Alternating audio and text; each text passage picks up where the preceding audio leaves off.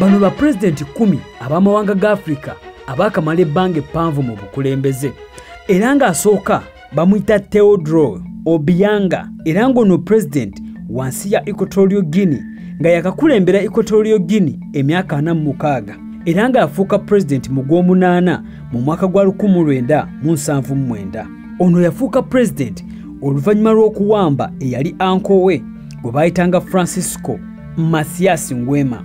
Owokubiri bamuyita Paul Biya, era ng'ono ye president wa Cameroon, ng'ono yakakulembera Cameroon okumala emyaka 43, era nga yafuuka president nga mukaaga mu mwezi ogw'E11 mu 1982, era ng'ono ye president akyasinze obukadde mu nsi yonna. Eggwanga lya France limuyambyeko nnyo okulaba nga akyasigala mu bukulembeze, nga limuwa ebintu eby'enjawulo, gamba ng'obuyambi, okutendeka abasirikale saako n'ebyokulwanyisa.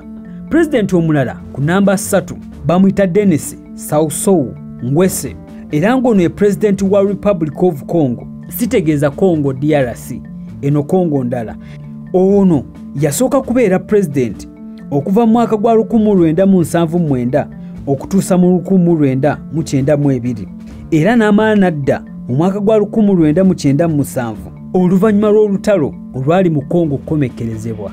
Owokuna ye president wa Uganda, His Excellency Yoweri Kaguta Museveni, era ng'ono yafuuka president mu mwaka gwa 1986 mu mwezi ogw'olubereberye oba guyite January oluvannyuma lw'okuwangula olutalo.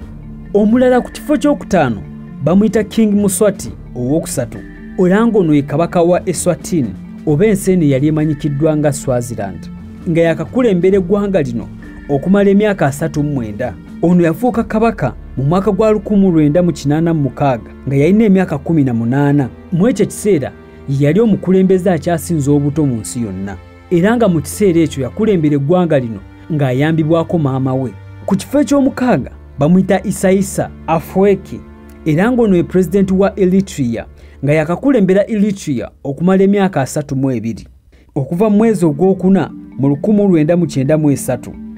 Omulala bamuyita Letsi, era ng'ono ye kabaka wa Lesotho, ng'ono yakatuula mu ntebe okumala emyaka 29, era nga yasikira kitaawe eyali ayitibwa Moshoshoi owokubiri oluvannyuma lw'okufiira mu kabenje mu 1996, era ono yafuuka kabaka mu 1997. Ku kifo ky'omunaana bamuyita Ismail Omar Guelleh, ng'ono ye president wa Djibouti, era nga abadde president okuva mu mwaka gwa 1999, era nga yakamala emyaka egiwerako ddala ng'akulembera eggwanga lino.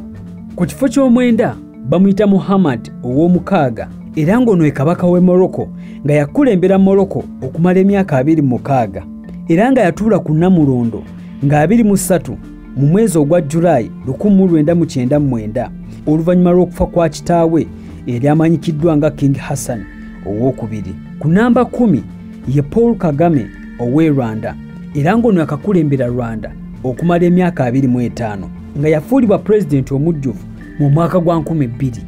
Era gw'ayagala ettaka ly'ekyapa nga singa oba omaliriza okusasula ekyapa okifunira mu nnaku 4 ku 5, ojja kunsindikira WhatsApp message kweyo ennamba tusobole okwogera. Nkujjukiza teweerabira okugobera ng'onyiga mu plus button saako n'okusubscribinga ku YouTube channel.